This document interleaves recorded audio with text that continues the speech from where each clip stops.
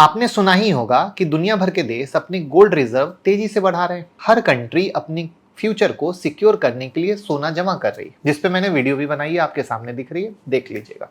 Link मैं description में डाल दूंगा।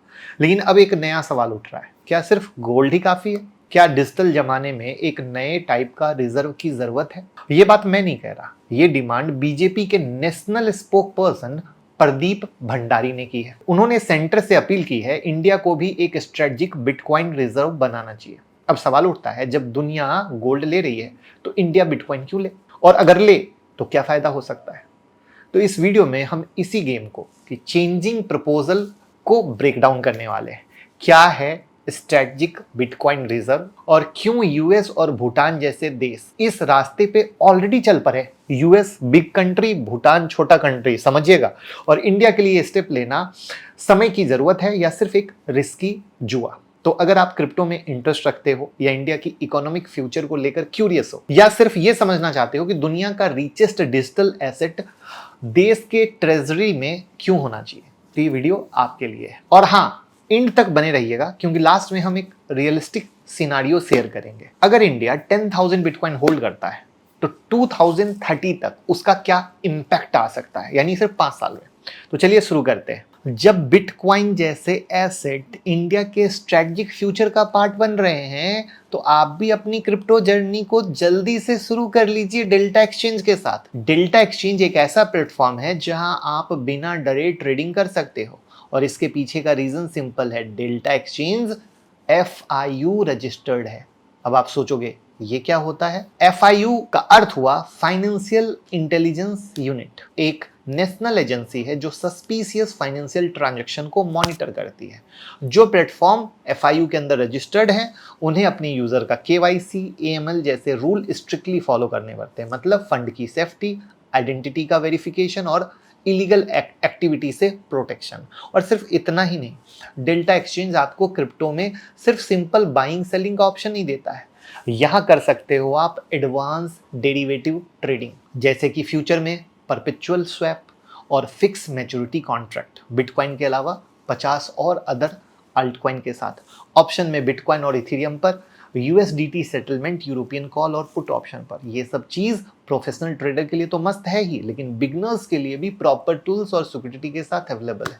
तो अब वेट किस बात का?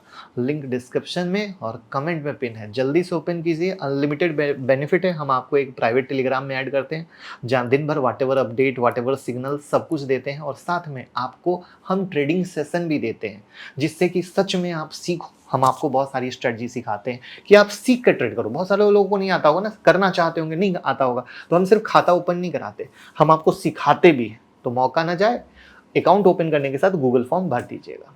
लेकिन आप एक चीज बताइए, क्या इंडिया को गोल्ड के साथ साथ बिटकॉइन का रिजर्व बनाना चाहिए या नहीं बनाना चाहिए? आपका क्या विचार है? तो सबसे पहले बात करते हैं, प्रदीप भंडारी का स्टेटमेंट आया है एक ऐसे वक्त जब ग्लोबल मूड क्रिप्टो को लेकर बहुत तेजी से बदल चुका है। अब बिटकॉइन कोई स्पेकुलेटिव या फ्रिंज चीज नहीं है। यूएस जैसे सुपर पावर ने जनवरी में अपने पास रखे हुए 2 लाख बिटकॉइन का ऑफिशियली ट्रेजरी में ऐड कर दिया। अब उनकी वैल्यू $20 बिलियन से ज्यादा है, और ये सिर्फ एक फाइनेंशियल मूव नहीं था, ये एक जियोपॉलिटिकल सिग्नल भी था। अब आप सोच रहे होंगे कि यूएस ने ऐसा क्यों किया? रीजन सिंपल है, इन्फ्लेशन को कंट्रोल करने के लिए, मार्केट वोलेटिलिटी से प्रोटेक्शन के लिए, और डिजिटल एसेट को ऑफिशियल दुनिया को दिखाना कि हम एक्सेप्ट कर रहे हैं।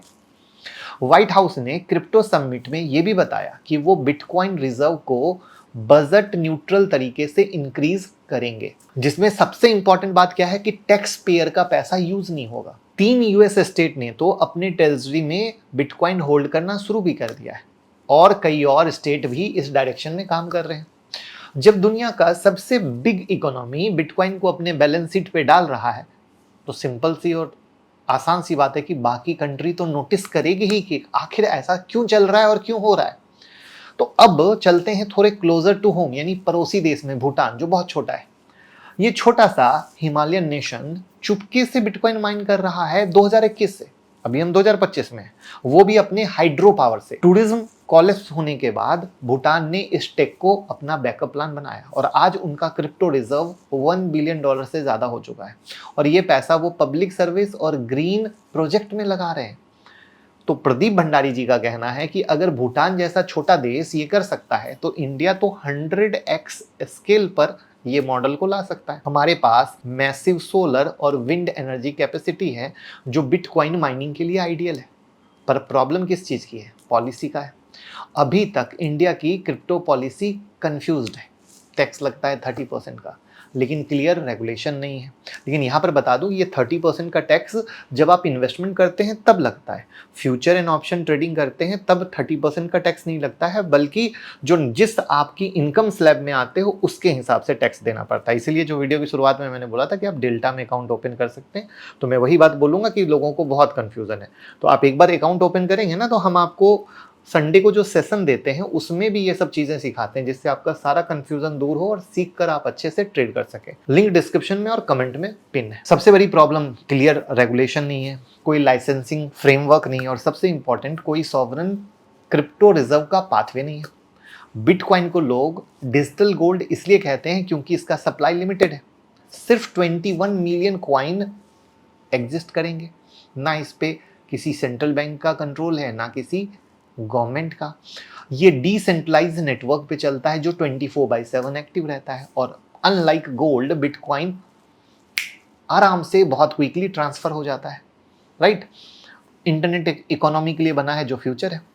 G20 समिट के टाइम इंडिया ने ग्लोबल क्रिप्टो डायलॉग लीड किया था, पर आपने घर के अंदर अभी तक बेसिक लीगल क्लैरिटी नहीं है। IMF ने बिटकॉइन को कैपिटल एसेट डिक्लेयर कर दिया, और इसके बाद US, चाइना, ब्राजील, रसिया सब कंट्री ने अपनी पॉलिसी बनानी शुरू कर दी। दिल्ली के अंदर पॉलिसी मेकर एक प्लान डिस्कस कर रहे हैं। सरकार 5,000 से 10,000 बिटकॉइन बाय कर सकती है, रुपीज न्यूट्रल इंस्ट्रूमेंट यूज करके या फिर डोरमेंट पब्लिक एसेट बेचकर। कॉइन को कोल्ड स्टोरेज वैलेट में मल्टी सिग्नेचर सिक्योरिटी के साथ रखा जाएगा और इंडिपेंडेंट ऑडिट भी करवाए जाएंगे। ये प्लान टोटली ट्रांसपेरेंट हो सकता है अगर सही से एग्जीक्यूट हो तो। इसके पैरेलल एक और आइडिया है, रिन्यूएबल एनर्जी से बिटकॉइन माइन करना। इंडिया के क्लाइमेट गोल के साथ अलाइन करता है ये अप्रोच, और साथ में डोमेस्टिक बिटकॉइन सप्लाई भी बन जाती है। अब इन सब अनाउंसमेंट के बाद मार्केट में क्या हुआ? क्रिप्टो एक्सचेंज ने रिपोर्ट किया कि बिटकॉइन INR ट्रेडिंग में सुपर वाला वॉल्यूम आया। वॉल्यूम जबरदस्त उछल चुका है। इंडस्ट्री लीडर जैसे एक्सचेंज फाउंडर और फंड मैनेजर ने इस प्रपोजल को पॉजिटिव माना है और फॉर्मल कंसल्टेशन पेपर की बात भी की है। फाइनेंस मिनिस्टर के कुछ ऑफिशियल ने कंफर्म किया है कि ये proposal upcoming reserve management review में डिस्कस होगा, यानी कुछ तो आने वाला है। RBI ने अभी तक कुछ नहीं बोला है, लेकिन पहले वो क्रिप्टो को लेकर वार्निंग जरूर दी है। बट देखो, वार्निंग तो वही है, जमाना जैसे जैसे बदलता है लोग धीरे धीरे अडॉप्ट करते हैं। हमारे इंडिया में आपको पता है चीजें थोड़ी लेट से आती है। तो अब सवाल आता है कि क्या इंडिया सिर्फ दूसरी कंट्री को देखता रहेगा या खुद इस डिजिटल फ्यूचर को लीड करेगा? विंडो ओपन है, लेकिन हमेशा ओपन नहीं रहेगा। ग्लोबल इकोनॉमी बहुत तेजी से शिफ्ट कर रही है, और अगर इंडिया बिटकॉइन रिजर्व बिल्ड करता है तो वो अपनी स्ट्रेटेजिक पोजीशन को नेक्स्ट लेवल पे ले जा सकता है।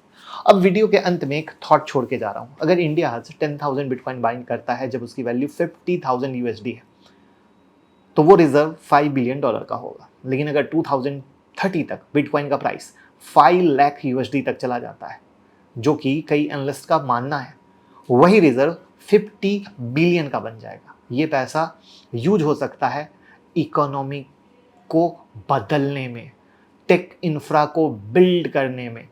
राइट, तो एक अनदर लेवल पे इंडिया बन सकता है। तो अगर आपको लगता है कि इंडिया को बिटकॉइन सीरियसली लेना चाहिए तो इस वीडियो को लाइक कीजिए, शेयर कीजिए और कमेंट में अपना ओपिनियन ज़रूर दीजिए। और अगर आप फ्यूचर फाइनेंस के ऐसे ही टॉपिक को मिस नहीं करना चाहते हैं तो चैनल को सब्सक्राइब कर लीजिएगा। मिलते हैं नेक्स्ट वीडियो में, जहां हम एक्सप्लोर करेंगे कि अगर RBI अपना डिजिटल रुपीज़ लॉन्च कर रहा है तो क्या उसका फ्यूचर बिटकॉइन के साथ कॉन्फ्लिक्ट होगा या कोलैबोरेट होगा। अंत तक देखने के लिए शुक्रिया।